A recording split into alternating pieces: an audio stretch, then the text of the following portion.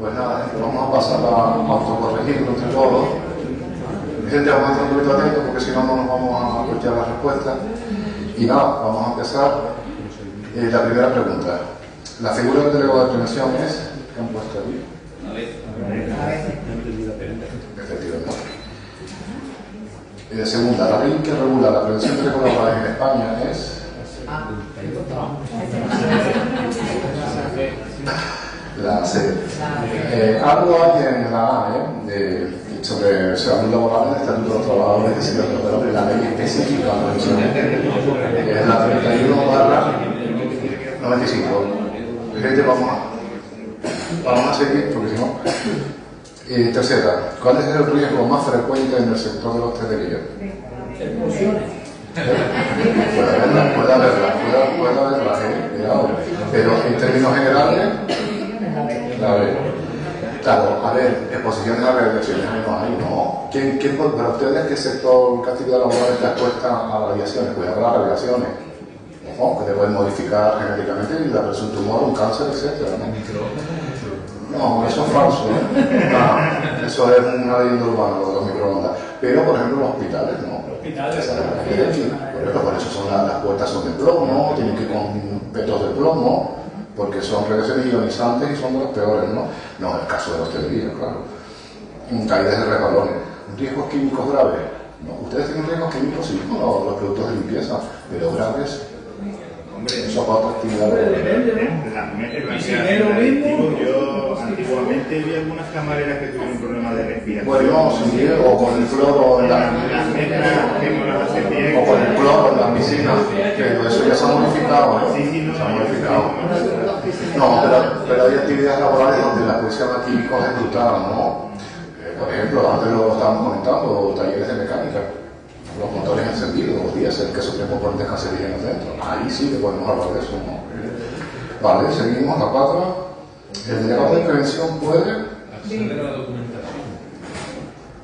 Efectivamente, a toda la documentación preventiva habida y por haber. El único límite que puede haber aquí es sobre los informes médicos de los trabajadores. Y ya con la protección de datos, a menos que ese trabajador autorice al delegado de prevención, que no hay ningún problema, que te lo den a ti también, toma la autorización. Es el único límite que establece la ley de prevención. A todo lo demás, el delegado de prevención debe tener copias de todo, evaluaciones de riesgo, de todo. La 5, un suelo mojado en cocina sin señalizar supone un riesgo de caída al mismo nivel. Resbalón típico, pero es muy típico en la hostelería. Resbalón típico, luego están las caídas a distintos niveles, pero bueno, eso ya estamos trabajando con altura, ¿no? Por resbalones o porque los azulejos están un poco levantados, todavía son típicos, no voy al suelo. Y por eso siempre se recomienda que en la hostelería, charcos de agua que se genere por una misma máquina, hay que cerrarlo enseguida. Muchas veces con las premuras de tiempo, el charco se queda ahí, hasta que pase uno corriendo, con la prisa, sale volando. Eso es muy habitual en la hostelería, ¿eh? El 6, el EPI, ¿saben lo que es un EPI, no? ¿Y qué EPI es el más adecuado para evitar cortes en cocina? La C. Como anticorte, ¿no? En algunos sitios lo dan, en otros no. Pero que ese es el EPI adecuado.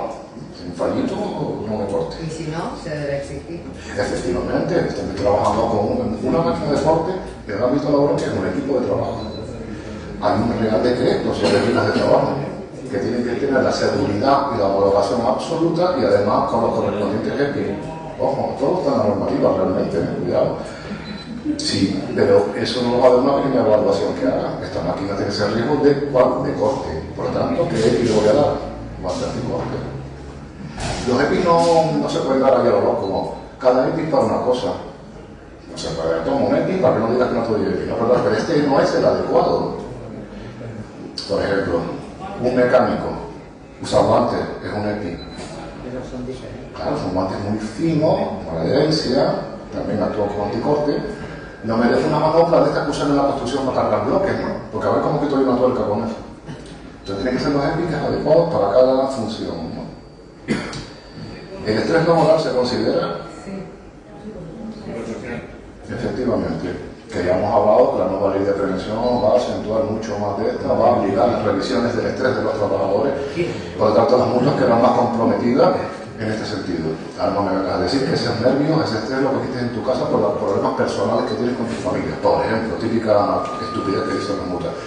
Aquí ya ese argumento lo tienen más complicado, ¿ves?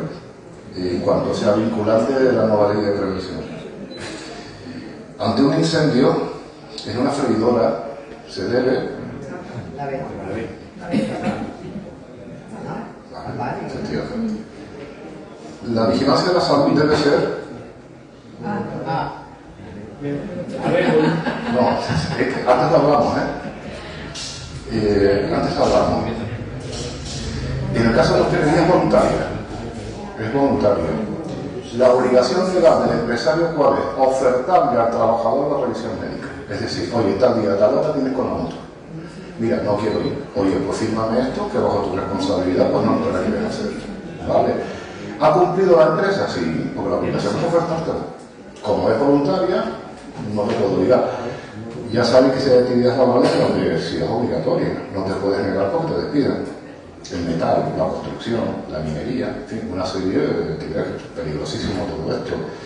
La generación de aire comprimido, que ahí, aquí en una empresa no la conocen, hay líquido, ahí tenemos delegados de prevención, ahí es obligatorio. Bueno, que están fabricando bombas, los depósitos de oxígeno que vemos en los hospitales, que es esa empresa que lo fabrica, cuidado, un fallo en la producción y aquí a volar todo. Una pregunta. Sí. La normativa acepta el conocimiento, si por casualidad es una enfermedad profesional, perjudica. Si la enfermedad profesional está reconocida por la mutua, pues sí, porque tiene un seguimiento por la mutua y no una vez al año, no, sería 2 veces al año mínimo para ver cómo está caminando la cosa. También es cierto que, como les comenté antes, aunque legalmente no sea obligatoria la vigilancia de la salud, sí se puede proponer en el Comité de Seguridad y Salud que lo sea. A lo mejor para ciertos departamentos que hay una peligrosidad ahí importante, sí se puede. Pues ya veremos lo que opina la empresa, si llegamos a un acuerdo o no. Antes les conté el tema de la ITV, ¿no? Ahí accedieron, aunque es verdad que se escondía una estrategia de tener que cobrar los pluses. Se puede. Y ya veremos si llegamos a un acuerdo o no. Ante la duda incluso podemos que la inspección de trabajo valore si este grupo, este departamento, debería ser obligatoria o no por la peligrosidad a la que están expuestos. En última instancia, la inspección nos puede decir algo en este sentido. En la hostelería, en un principio, no es obligatoria. Aconsejable acudir en todo caso, si lo ves, pero bueno, cada uno, pues ahí ya. El delegado de prevención debe colaborar principalmente con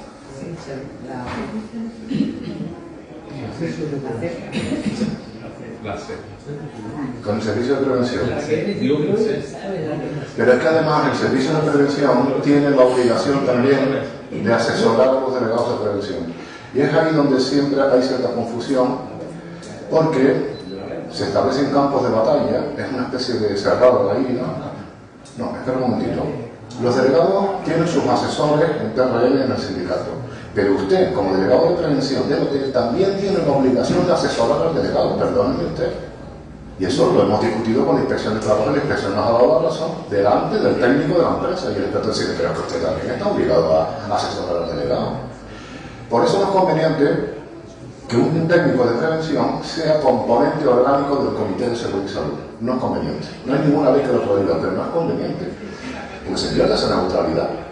Si yo tengo que asesorar a la empresa y también a los delegados de prevención, no puedo tener el comité como un cargo. Estoy como asesor externo o asesor de la mercantil dentro de ese comité. Pero no con voto no. A veces he encontrado esto. No es aconsejable. Tienes que asesorar también con el delegado y sin embargo estás dentro como presidente del Comité de Seguridad y Salud. No cuadra la cosa. No es aconsejable.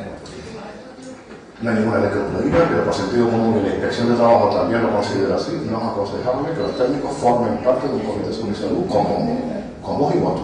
No es aconsejable. La certificación de seguridad sirve para... ¿Qué pusieron?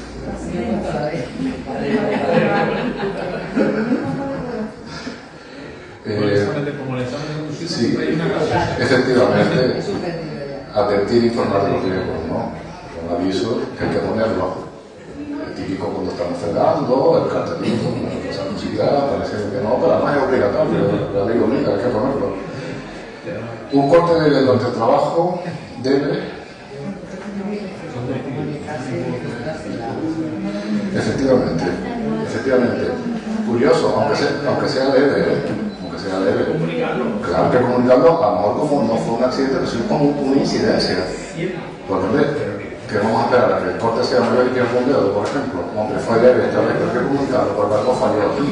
Bien la máquina o la herramienta, o bien la poca formación del trabajador a la hora de utilizar esa herramienta, un cuchillo o una máquina de corte. Entonces siempre hay que trasladarlo a modo de incidencia. Mire, fue leve, no fue, ni siquiera tuvo que ir a la mutua ni nada, pero bueno, no por eso hay que comunicarlo, ¿no? La manipulación manual de carga, antes lo estábamos mencionando, puede provocar que obtienen ustedes aquí lesiones musculoesqueléticas, típicas contracturas, por ejemplo, vienen dadas por pesos excesivos y poca o nula higiene postural. Esto que estamos y encima lo estoy cogiendo más de esta carga. Claro, es fácil decirlo en teoría, pero las carreras de piso es como lo hacen. Porque la medida preventiva para la higiene postural, no lesionarse por postura forzada, es la formación. Pero claro, vamos a ver, si es que termino esta habitación y corriendo no tuviera al lado, ¿cómo voy yo a pararme a poner la espalda recta, flexionar las rodillas para no tener lesiones los lumbares? No la tiene por eso. Entonces aquí tenemos un problema. Hay que alargar, estirar los tiempos por habitaciones o contratar más personal. Aquí ni más. Ese es el asunto. Y no tienen tiempo de observar, respetar su propia higiene postural. Es que no hay tiempo de eso. Y tenemos un problema. Pero bueno. El plan de emergencia incluye la B. Efectivamente, procedimientos de evacuación. Todos los deben de tenerlo. Y ya que la ley te obliga por la instalación que es a tener un plan de emergencia de evacuación, hay que hacer simulacros. Eso es obligatorio, al menos uno al año. La mayoría de hoteles, como que no. Ese es el problema. No se cumple y hay que cumplir. Si llega la emergencia, ¿dónde es el punto de encuentro? No sé para dónde correr. ¿Quiénes son los coordinadores para llevar la evacuación? No se sabe quiénes son. Cuidado. Y en estos casos no se puede improvisar. En los hoteles, incendio, por ejemplo. Ahí está, soy casa del gobierno. El delegado de prevención puede acompañar a... Efectivamente, eso está en el artículo 36 de la ley de prevención.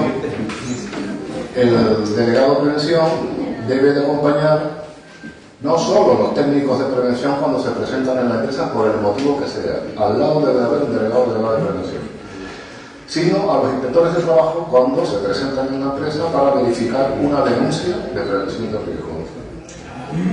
La ley obliga al propio inspector a que llame a un delegado. ¿Qué ocurre? Que unos lo hacen, otros no lo hacen. Tiran para adelante y llamaron al delegado. El delegado se enteró después que estuvo el inspector con una denuncia que él mismo puso. Otros no. Otros atienden a la normativa y dicen, a ver, delegado de prevención que venga, por favor. Claro, porque el inspector tiene la obligación no solo de verificar lo denunciado, sino lo que in situ también vea, que no está dentro de la ley. No está en la denuncia de la ley, pero eso tampoco cumple. Más lo que verifique in situ. Por eso es conveniente que el delegado le acompañe para decirle, no, pero mire, inspector, aquí hay otra cosa que quisiera yo enseñarle, a ver lo que lo opina. Ahí está la clave, ¿no? Y eso viene dado por la ley de prevención. Todos esos derechos y garantías obviamente se van a mantener en la nueva ley. Claro que se van a mantener. Pero hay más articulados, como ya habíamos hablado, las evaluaciones de estrés y o riesgos psicosociales. Yo les aconsejo que se miren la ley de prevención, artículos 36 y 37. Son los específicos en cuanto a los derechos y garantías de los delegados de prevención. Luego tenemos el artículo 38, que se habla específicamente de los comités de seguridad y salud, que a veces alguien me preguntó al principio algo, hay ciertas dudas. Esos comités, ¿cómo funcionan? ¿Cómo están compuestos? ¿Cuál es su finalidad? Eso es la verdad. Por eso, en este sentido, si bien seguimos con las posibles dudas que se puedan tener en este sentido, bien desde un carácter técnico o bien desde un carácter de derecho y garantía de los delegados de prevención y las comités de seguridad y salud. Aprovechemos ahora, porque sin duda, sobre todo la gente que lleva poco tiempo, la gente que ya tiene su experiencia y lo tiene clarísimo. Pero si hay nuevos delegados y delegadas, por lo tanto, sería el momento adecuado para seguir con las dudas y preguntas. ¿Se les ocurre alguna? Una pregunta. Sí. Estaban hablando antes del psicosocial. Sí. La empresa nosotros no hizo el psicosocial. Y ahora plantearon de hacer un curso del psicosocial, pero no, ¿sabes? No es la prueba que nos hizo que salió mal, sino hacer un curso para que la gente se vuelva a expresar, vuelva. Que no es lo mismo, es igual. Claro, aquí hay dos cosas. Una, puede ser una medida preventiva dentro de la psicosocial. Habrá que verlo. La formación a veces son muy preventivas. No sería lo justo ni lo legal. Si está dentro de alguna de las medidas preventivas dentro de la psicosocial, sí. Ahora bien, si por ahí lo que la empresa pretende desligarse de la psicosocial e ir por otro camino, como puedan ser las encuestas de clima laboral y estas cositas, no sé. Porque ese tema salió mal. Claro. A lo que me refiero, que ese tema salió mal y yo creo que van a hacer. Salió mal porque no hubo participación. No hubo participación, pero salió mal. Y claro, yo lo que tienen que hacer ahora es abarcar o quitar ese trozo que salió mal para hacer otro Pero mal. los cursos al final. O sea, hay que mirarlo bien. Los cursos pueden ser medidas preventivas que están dentro de la psicosocial, pero lo más es una estrategia de la empresa para desligarse de la psicosocial. Eso no se le puede permitir de ninguna manera.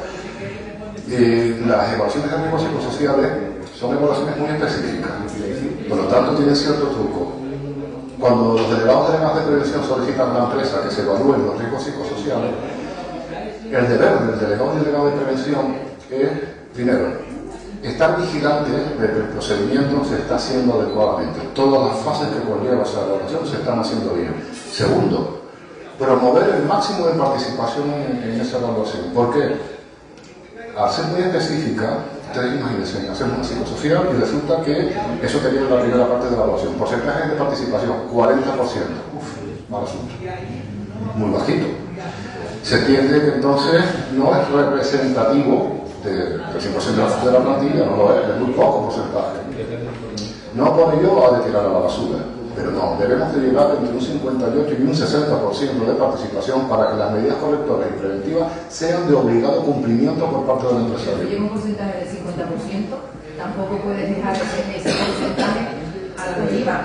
Exacto, no, tirarlo a la papelera. Tienes que llevar el consejo Claro. de decir, bueno, Claro. vamos a hacer esto, entre comillas, Sí. vamos a ver Sí, si falla. no, claro. El Para empresario no puede coger como participante, la gente lo tira a la pero Exacto, parece. a lo que me refiero. Pero efectivamente hay que lograr un máximo de porcentaje de participación, porque ahí es cuando es obligatorio todo, especialmente las medidas correctoras de los riesgos muy elevados. Es obligatorio y su implementación ha de ser urgente. En otras podemos tirarnos más en el tiempo porque no ha habido tantos riesgos, pero participó el 80% de la plantilla, riesgo muy elevado, medida correctora, implementación obligatoria y urgente. Ese es el matiz que tienen las psicosociales, ¿no? Es verdad que ahora, y a tenor de este Real Decreto autonómico que ha salido con lo de elevar las camas de manera automática, motorizar los carros, es posible que se tengan que reevaluar muchas evaluaciones ergonómicas. Y quizás algún estudio de tiempo también. Porque cuando se hizo eso no estaba. ¿Por qué?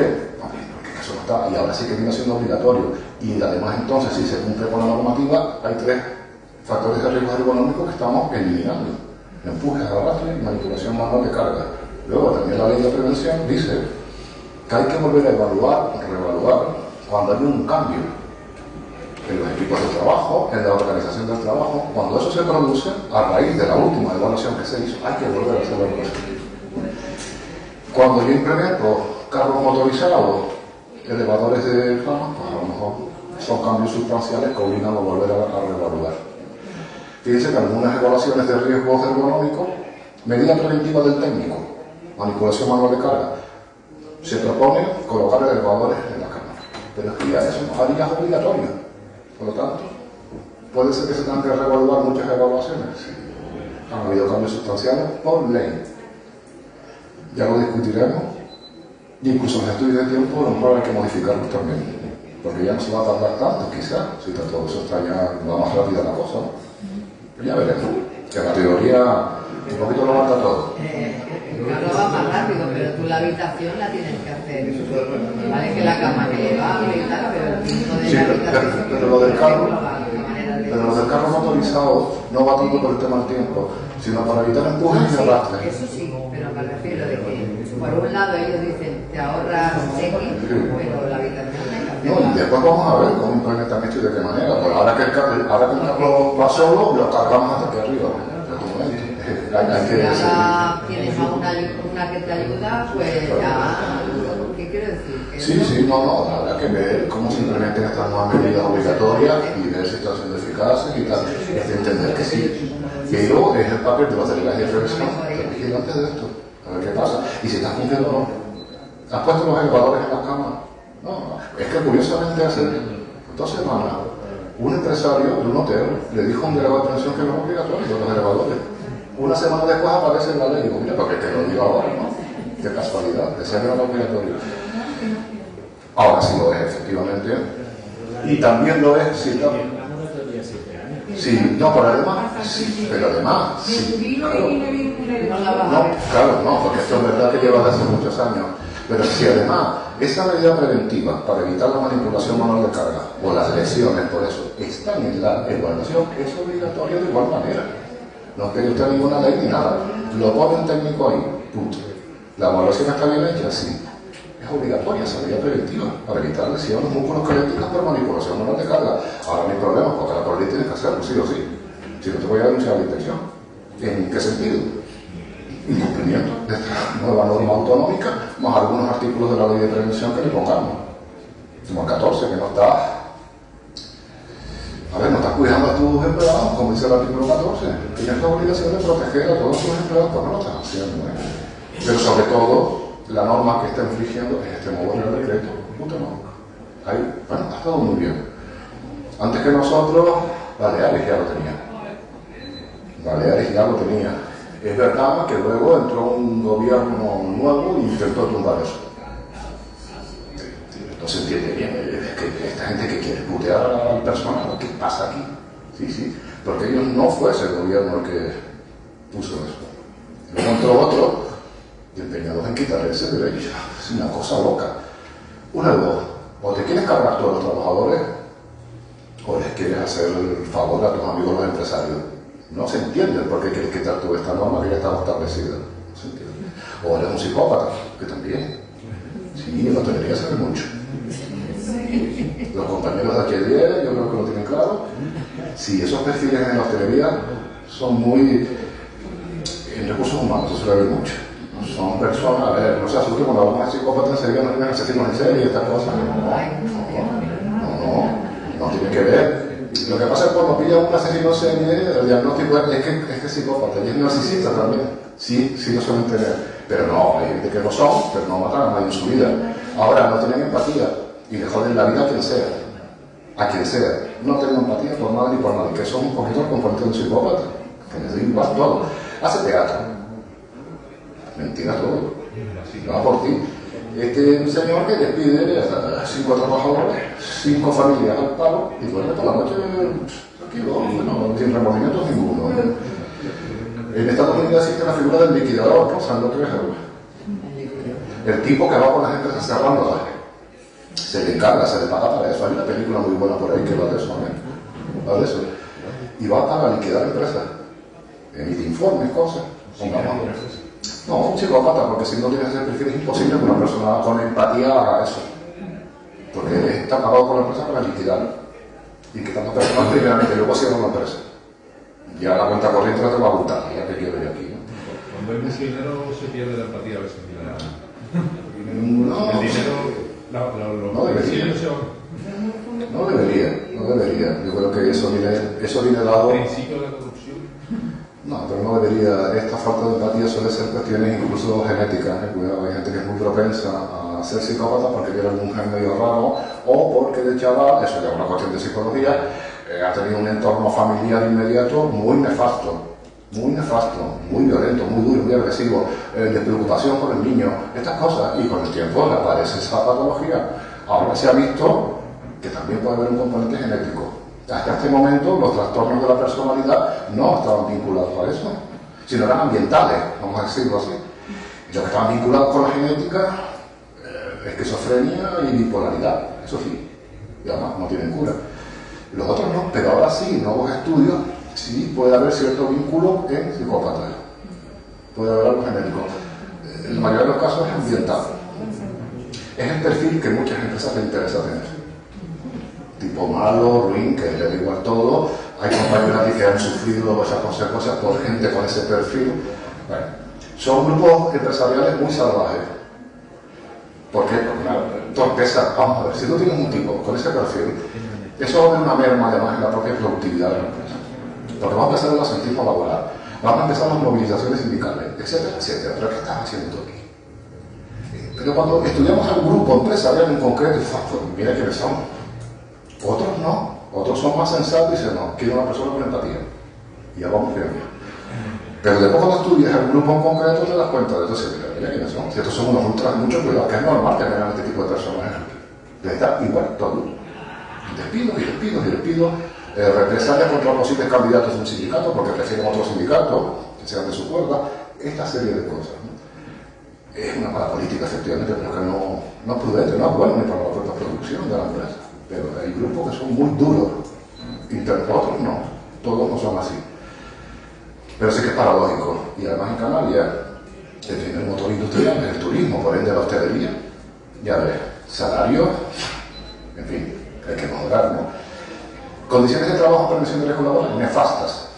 Nefastas. No se llega a entender si este es el principal motor económico de Canarias, porque estamos a la cabeza de toda España en accidentes laborales. ¿Qué pasa aquí? A lo loco, a lo loco. No se entiende.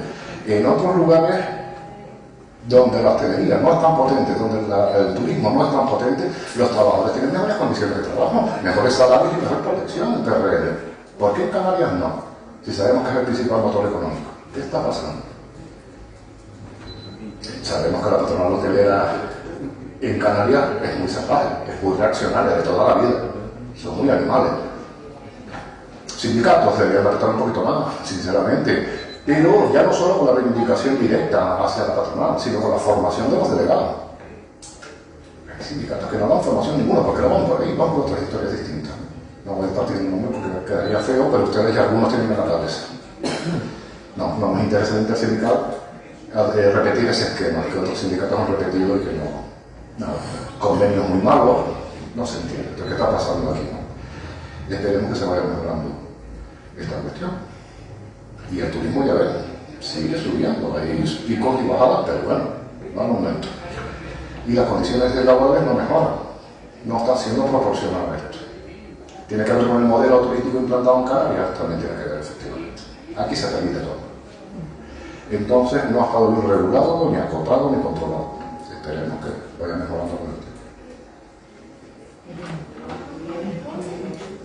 No hay otra compañera, pero claro, no solo claro esa conciencia de clase de que somos trabajadores, que tenemos que mejorar, sino también la formación específica, técnica específica, legales, y eso es importante. Hay delegados que se manejan solos perfectamente, están muy formados. Bien, porque el sindicato se ha encargado de esa formación, o ellos mismos, por inquietud, de manera autodidacta, se han formado. Otros sindicatos, hablar con un delegado es como hablar con la pared. Pero no, porque si no tiene ni idea. No sabe. Y yo 5 años como delegado de televisión. Ni idea. Vale, insisto, intersindical no debe de entrar en esa cuestión. ¿Preguntas? Delegado de prevención puede ser cualquier delegado. Sí, una pregunta. Normalmente los delegados de prevención son designados por el comité de empresa. Suelen ser al mismo tiempo miembros del comité de empresa. Yo creo que la mayoría son miembros del comité de empresa y a la vez son delegados de prevención, porque han sido designados por el comité de empresa. Hay algún convenio en concreto que he visto que no necesariamente tiene por qué ser del comité de empresa. Puede ser un trabajador que sin ser del comité tenga cualificaciones para eso. Pero a lo mejor no estás en el comité, pero te designamos. Y hay convenios independiente de cualquier... Sí, hay convenios que lo permiten, pero normalmente no es así. son designados por el comité de empresa y son a su vez miembros del comité de empresa y de la prevención. Una pregunta, si no eres, si eres en el comité de la empresa, que se pone el delegado de riesgo, se puede enterar porque son todos del comité de la empresa, ¿sabes? Yo creo que está todo podemos hacer algo, sí, porque está todo vendido, ¿sabes? Entiendo. Está todo el paquete y yo sé que no van a hacer nada. Bueno, sí se puede dirigir documentos al comité de seguridad y salud, trasladando incidencia. Podemos hacer, dentro del comité de la empresa, podemos pedir información o algo de eso. Documentos dirigidos al comité de seguridad y salud. Tú eres representante de los trabajadores también, aunque no seas delegado de prevención, a discutir o incluso solicitar que se me convoque a la próxima reunión del comité de seguridad y salud, porque tengo unas cosas que hablar. No soy delegado de prevención, pero quiero trasladar unas cuestiones de mi departamento, de cuestiones de seguridad. ¿Cómo me vas a decir que no? Venga, que no, pues te lo paso por escrito. ¿Tienes Otra, derecho y voto? ¿Tienes derecho? no, votos no, pero si trasladar la información a vos, sí, a vos, hay que desarrollar. Hay otra cosa que también se puede hacer. Los delegados de prevención son unos paquetes de lo peor. O sabemos que fue la empresa que los puso ahí. Claro, bueno, cabe la revocación también. Cabe una revocación de los mismos. Pero van a volver otra vez a poner lo mismo en la empresa. Porque tienen la No tanto tienen la empresa. Tienen la mayoría. Cabe la revocación. En la Asamblea de Trabajadores se exponen los motivos por los cuales se van a votar para sacar los descargos de estos tipos y se lleva una votación y se le revoca o no se le revoca. Y luego ya veremos quién entra ahora en lugar de esto en el comité de seguridad y salud. Pero yo creo que lo más adecuado, ya no tanto eso, porque no puede pasar esto, pues me quitaste estos dos, me meto aquí. Hacer lo que quieras. Yo creo que lo interesante en este caso es poner contra la espada y la pared a los delegados de prevención. Esa es la que estamos. Ponerlos en una situación. ¿Qué haces aquí? ¿Qué haces tú de delegado de prevención? Sabes los colores. ¿Qué haces tú de delegado de prevención? ¿No te enteras o no te quieres enterar? Perdona, ¿para qué te metiste en esto? Documento. A cuestiones que un delegado de prevención es imposible que no estar en contra. Imposible. Por aquí no podemos ver. Y yo creo que la parte más interesante sería esa. ¿Cómo que el artículo 24 de la ley de prevención pone esto? Y la empresa nunca lo ha implementado y se ha respetado. ¿Tú qué opinas de esto como delegado de prevención? ¿Qué me tienes que decir? Es meterlos ahí, sacar los colores un poquito, para que se evidencie que tú, nada, que tú aquí fue que la empresa te acusó a ti. Yo creo que es la forma más interesante. No llegar a la revocación, que también cabe ahí, pero yo creo que debe ponerlos en situación. Que te metiste en esto, chico, no te enteras, no te quieres enterar, ¿qué pasa contigo? Podemos pedir informes también de psicosocial. Es que eso es lo que No. Quien tiene derecho a tener una evaluación completa, la que sea, incluida la psicosocial, son los delegados de prevención. Ahora bien, eso es el artículo 36 de la ley de prevención. Ahora bien, el artículo 18 pone que en todo caso el empresario está obligado a informar directamente a sus trabajadores de los riesgos existentes en su puesto de trabajo. Ojo con eso. ¿Vale? Eso sí. Y eso es el empresario. Directamente al trabajador. Tiene su lógica. Documentación completa a los delegados. Artículo 36. Un trabajador, además, de todas maneras, que le va a dar una evaluación de riesgos así. Yo no entiendo nada de esto. A un delegado, como se sobreentiende, que tiene cierta formación y además tiene sus asesores en los sindicatos, se les da todo el documento completo. A los otros trabajadores hay que informarlos directamente. Yo lo que quería es, por ejemplo, pedirlo de las cargas de trabajo a las camareras y todo eso. Sí. Pero claro, Puedes proponer. Pero dice en el comité no vienen de riesgo, porque estoy observando quejas de que están haciendo mucho trabajo. No, pero dice que es ergonómica. Sí, de carga de trabajo de las camareras. No está hecha, no tengo esa evaluación. Estamos obsoletas. ¿Cuánto tiempo ha pasado? De la psicosocial, por ejemplo, ¿cuánto tiempo fue la última vez? No, mal.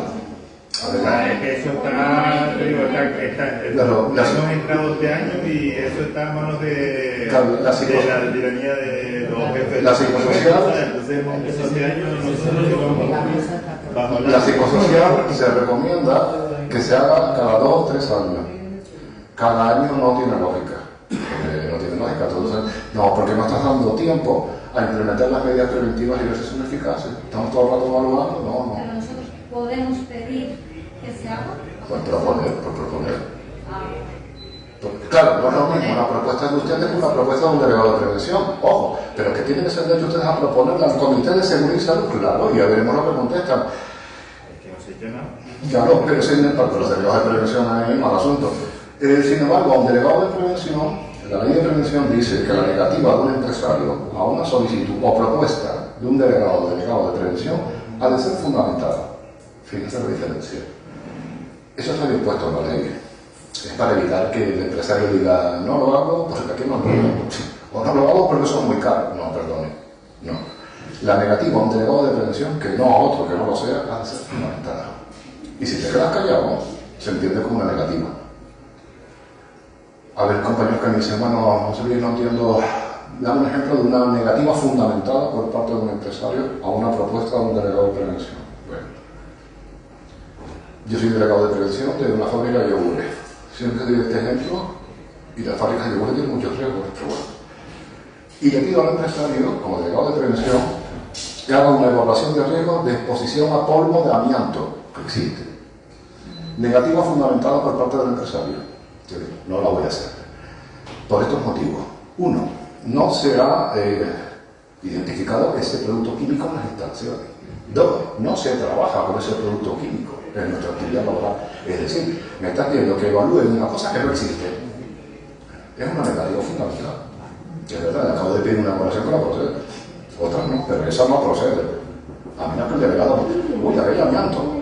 Pero si no se ha detectado el amianto y no se trabaja con amianto, que además está prohibido hace muchos años, no voy a evaluar una cosa que no existe. Eso es una negativa fundamental.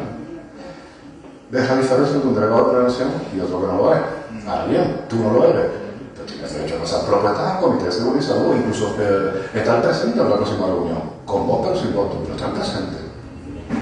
Se supone que tu intervención va a quedar registrada en el acta correspondiente. Por tanto, ahora, evidentemente no es lo mismo. El delegado de prevención tiene mucho más derechos y garantías en este sentido. Eso es la realidad. Una pregunta. Por empresa, la cantidad de trabajadores, ¿cuánto pueden tener cuántos tipos de delegados pueden tener? No, eso a mí me sacaron, porque hicimos dijeron que eran 4. ¿Cuántos delegados de prevención? Sí, de los trabajadores. No, Y pues después dije 200 trabajadores prevención. ¿200? Sí. No, serán 3 delegados de prevención. Vale, es por eso me sacaron. 3 miembros de la empresa y 3 delegados de prevención. Serían 6 componentes del Comité de Seguridad y Salud. Date cuenta que de 6 trabajadores que ya tienen derecho a elecciones sindicales hasta 50, un delegado de prevención, que a su vez es delegado de personal, tiene doble función. Pero cuando ya llegamos a 50 o más trabajadores, la ley obliga a la empresa a constituir un Comité de Seguridad y Salud, que sería el mínimo de 4. 2 delegados de prevención, 2 representantes de la empresa. 50 o más. Si estamos por debajo, la empresa no tiene por qué constituir un comité de seguridad, sino directamente con el delegado de prevención. ¿No? Entonces es interesante, a veces la empresa no se caen 48 empleados sospechosamente, 49, qué casualidad, una cosa rara, se la saben todas. Pero eso es diferencia. Hay comités de seguridad enormes, empresas gigantescas.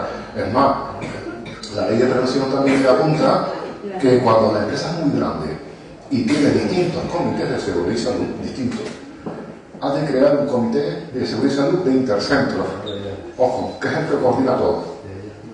Por ejemplo, los compañeros de TICSA, los tenemos ahí, tienen comité de seguridad y salud en Santa Cruz, en el sur, en el puerto, en ICO, montones de, 5 o 6 comités de seguridad y salud. Hay la obligación legal de crear también el comité de intercentros, que es el que coordina todos esos comités. Hay un representante de cada uno de esos comités de seguridad y salud en ese comité intercentro. Y la empresa también está metida. La ley obliga, son muchos comités. Y cada uno va a lo que no puede ir. Tiene que haber un órgano que coordine a todos, que es ese comité de intercentro. Es una empresa grande, muy grande. Y tu duda, claro que tienes derecho. Una solicitud formal, ya no te responde. No sirve nada, básicamente. Hay algunas cosas que ya hacen, pero claro que no. Y la psicosocial, pues efectivamente hay que repetirla ya. Tú te referías antes a cargas de trabajo, es lo ideal, pero eso ha de salir de los delegados de prevención, es lo propio, porque ya ves que no. Antes hemos dicho que un estudio de cargas de trabajo, que es interesantísimo tenerlo para trabajar sobre ese estudio, está compuesto por 2 evaluaciones. ergonómica y psicosocial. Esas dos evaluaciones es un estudio de cargas de trabajo. ¿Sabes quién es la encargada de la María Pisa? Por los trabajadores, la gobernante. O sea, de riesgos laborales es la gobernante. No, pero está Que ella se encarga, bueno, pues ha puesto las camas elevables, eso es verdad, ¿Esta trabajadora en plantilla y tiene derecho a ser representante de los trabajadores? Sí. ¿Es adecuado? No. No lo entiende. No, porque un mando, digamos, intermedio, ¿no? Y no es adecuado. No procede. Yo no me acuerdo qué empresa fue, que tuvimos una reunión online de seguridad y salud. Y estaba el director del hotel, la gobernanta, por la parte empresarial, el delegado de prevención, los dos delegados de prevención y yo, online. Y bueno, estábamos analizando los resultados de una psicosocial del departamento de piso. Todo rojo, riesgo muy elevado por todas partes y participación altísima. ¿Y cómo hacemos con esto? El delegado de prevención hizo un apunte y la gobernanta, que está en el comité de seguridad y salud, pero por la empresa, se puso a gritar. El delegado, como digo, no, cállate ya, déjala. Se disparó, perdió los papeles. Luego miré para el director, le digo, bueno, ¿este factor de riesgo lo acaba de ver? El riesgo este es muy elevado, bien. Usted se imagina que por la mañana los cabrones de piso aguantando a esta señora, esos gritos, esa forma que tiene de dirigirse al personal. ¿Usted se cree que esto es normal? Se quedó callado, el director no supo qué decir, porque si es verdad, lo acabo de ver, se me cagó de ser testigo. Entonces, ¿qué propone? Se cayó, ella se dio cuenta que le dio los papeles un poquito, se cayó. Pues en este caso en concreto, a esta señora, cursos de formación, para que sepa organizar adecuadamente el trabajo y para que trate a sus subordinados con el respeto debido. Evitamos el ascetismo laboral y bajas por estas cuestiones. Lo hicieron, ¿por qué interés lo hicieron? Porque, hombre, sí que fuiste testigo, mira, vamos a hacer de perder los papeles aquí de esta manera. Lo siento mucho. No es adecuado que sea. ¿Hay alguna normativa que lo prohíba? No la hay. Pasa algo parecido cuando yo empecé a trabajar. Ahora hicimos un escrito, denunciamos y fuimos con los instructores y llamamos al servicio técnico, tenía que haber determinado cuarto. Y se puso tan nervioso que empezó a gritar. Porque se puso, no es mala persona, ¿eh? Entonces yo le quería explicar que eso es un beneficio para él también. Entonces nos mandaron a ir y me preguntaron a mí aparte si eso era su forma de tratar a los... Y yo dije que no, porque es verdad que no es. Claro, pero se quedaron flipando. El inspector se dio cuenta y se va de mí. Estoy corroborando, yo sí como denunciado, mira, tenemos la carta. A mí me ha pasado también, como delegado, en la refinería, por ejemplo. Y llegar el inspector a preguntar por mí, pasearnos por toda la refinería por el tema de pluses tóxicos y coches de prevención. Y el encargado hablaba. Y el inspector hace una pregunta, que ahora mismo ese inspector es el jefe provincial de la inspección de trabajo. Era el mejor inspector, ahora ya no. Y haciendo preguntas al inspector y yo callado. Y el inspector y yo miraba por el encargado. El inspector se dio cuenta. El tipo era con la mirada acosándome, coaccionándome con la mirada. Sí, a ver qué vas a decir. Sí, y yo no contestaba, si se da cuenta este. Y el inspector, váyase para el despacho y hablaré con usted. El inspector no acaba de ver la mirada asesina que me está pegando este tío, otro psicópata. Tranquilo, me acabo de dar cuenta. Y luego fue al despacho y lo correr. Y por supuesto, nos dio la razón en todo, en la resolución de la inspección. Pero el tipo era una mirada asesina que no era, el inspector así no podemos, y lo mandó a su despacho. Algo similar. Edad coactiva, pérdida de papeles, como la gobernanta, suele pasar. Yo también entiendo que están sujetas a cierta presión. Pero es que hay una cosa aquí. A veces se olvidan, y la empresa tampoco educa en este sentido. Los encargados, capataces, son los responsables inmediatos de la seguridad de sus subordinados. Eso nos olvidamos de esto. El trabajo tengo que sacarlo, pero que mis subordinados no se casquen por el camino. ¿Cómo lo hacemos? Se olvidan de esto. Y luego están los técnicos de prevención. Sí, en una obra de la construcción, el capataz o el encargado de una cuadrilla es la persona inmediatamente responsable de la seguridad de su cuadrilla. El trabajo hay que sacarlo, pero que no se me casque nadie en este sentido. Pero olvidamos esa papel que tiene un encargado que siempre se verá por seguridad de mis subordinados. Olvidamos todo esto. ¿Sí? Por lo que con las gobernantas. Sé que también tiene sus presiones, ¿sí? Pero no podemos estar así tampoco. Hay que saber del asentismo laboral. Allí se cargaron a una que había anterior. La gobernanta. Sí. Porque era insultante, falta de respeto, exigente. Y se la cargaron. Claro, lo ideal para demostrar eso es la evaluación de riesgos psicosociales.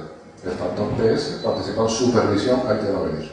Si es departamento de piso, pues me parece que la gobernanta no lo ¿Qué hace eso? ¿Le hacen un test o algo? Sí, la psicosocial, sí, lleva 2 fases. Cuestionario de 50 y pico preguntas, el F5 4.0, que es del Ministerio de Trabajo, bueno, del INS. Esa es la evaluación cuantitativa. Y luego pregunta al voleo que puede hacer el técnico de prevención, que esa es la medición cualitativa. Son esas 2 fases. Luego el técnico, a razón de la pregunta, la respuesta y el volcado de los cuestionarios va evaluando y va estableciendo los niveles de riesgo de cada factor. Tú estás llenando el cuestionario y no te estás dando cuenta que esas preguntas están relacionadas con distintos factores de riesgo, que luego el técnico tiene que volcar e ir separando y entregar el informe final de resultados. Tiene esas 2 medidas. Muchas veces se quedan en la parte cuantitativa en el cuestionario. Hombre, yo prefiero que sea la completa. En las entrevistas, claro, puede haber la picardía de que la empresa, la entrevista de claro, este es el coleguita, debe decir que aquí todo es fantástico y perfecto. Bueno, ante esa suspicacia nosotros a veces proponemos, no hay ningún problema, no suele haber problema, que se haga una especie de sorteo, para ver a quién le tocó, para evitar de que, claro, va a entrevistar a este, que es la mano derecha del jefe. Claro, pero ¿quién está presente en ese sorteo? Bueno, la evaluación Porque también mi trabajo se hizo, después de la psicosocial y todo esto, luego se hizo las entrevistas, aleatoriamente. Pero ¿quién está delante de ese sorteo? ¿Quién es la mano inocente que saca? Las evaluaciones del riesgo tienen que la participación de los delegados de prevención, el vigilante. Obviamente tienen que tener ciertos conocimientos, pues si no los tengo, por muy delegado de prevención, me la pegan, no me enteré. No. El derecho de participación del delegado de prevención y de estar vigilante, que eso se esté haciendo bien, de promover el máximo de participación, eso es importante, de que las respuestas sean sinceras, no mientas, porque te estás autoengañando, sé sincero. Hay miedo a veces, no, que van a saber que fui yo, bueno, son anónimas, los cuestionarios son anónimos, el técnico va a demostrar que no han duplicado o cosas raras, no, son anónimas. Pero muchas veces la gente no participa por el miedo. Por miedo. Sí, bueno. Porque es amigo de fulanito y va a implicar X. Claro, ese miedo, cuando se empieza con las psicosociales que hablan con los trabajadores para quitarles ese miedo. Porque creen que se va a saber que son ellos. Claro, aunque se les diga que es anónima, Sí, pero seguro, ¿no? Hay que tener un problema y hay que promover la participación por lo que hemos hablado. Las empresas saben de esto, de los porcentajes que hemos hablado, lo saben. Entonces, ¿a qué se dedican? A boicotearla, para que participen menos del número de plantilla posible. ¿No obligados a hacer los psicosociales? Y ahora más, con la nueva ley. Pero que no recuerdo que haya ¿No? Tampoco, y de que Pues en la hostelería eso es esencial solicitarlo, Por eso nunca, yo no hice ningún psicosocial yo en 5 años. ¿No te suena? Cuestionario de 40 y pico preguntas. ¿No te suena? Hay que hacerlo. Es obligatorio. Ahora más con la nueva ley de prevención que lo obliga taxativamente en distintos artículos. Antes la ley de prevención de riesgo no lo decía. Lo que decía es que el empresario está obligado a evaluar todos los riesgos habidos y por haber, incluyendo los psicosociales, pero no decía psicosocial. Pero sí que todos los riesgos existentes. Y ahí nos agarramos. Y no se podía negar, porque también ese era el mismo criterio y sigue siendo lo de la inspección de trabajo. Pero es que ahora hay una escapatoria. El artículo tal, de evaluación de riesgos psicosociales. Insisto, esa modificación de la ley viene dada porque actualmente el asentismo laboral y las bajas vienen por ahí. Si antiguamente eran por las cargas locos y tal, ahora vienen por otros motivos. Y han dicho, uy, ¿lo apretamos al empresario en estas cuestiones o qué? Espero que también suban las cuantías de las infracciones en materia de prevención. Porque esto, como no tienen cultura preventiva ninguna y son muy brutos, lo que les duele es el bolsillo. Y lo que ante un incumplimiento, las cuantías de las multas están al liso, ahí hay que irse. Si por no tener evaluación de puestos de trabajo eran 10.000 euros de multa, más el requerimiento, que además la tienes que hacer, por 20.000. A ver si ya pueden dar respeto, por el bolsillo, con lo que les duele esto. Yo espero que esto sea más efectivo esta ley que la que yo tenía. Los tiempos han cambiado, año 95. A ver, ya tocaba, ¿no? Y confiemos en eso. Bueno, gente, si tienen alguna cosita más que comentar, pues podemos ya dejarlo aquí. Y nada, agradecerles la asistencia y cualquier cosa, estoy aquí. Ya muchos nos conocemos de... ¿Cuál es su nombre? Yo, José Luis. Gracias.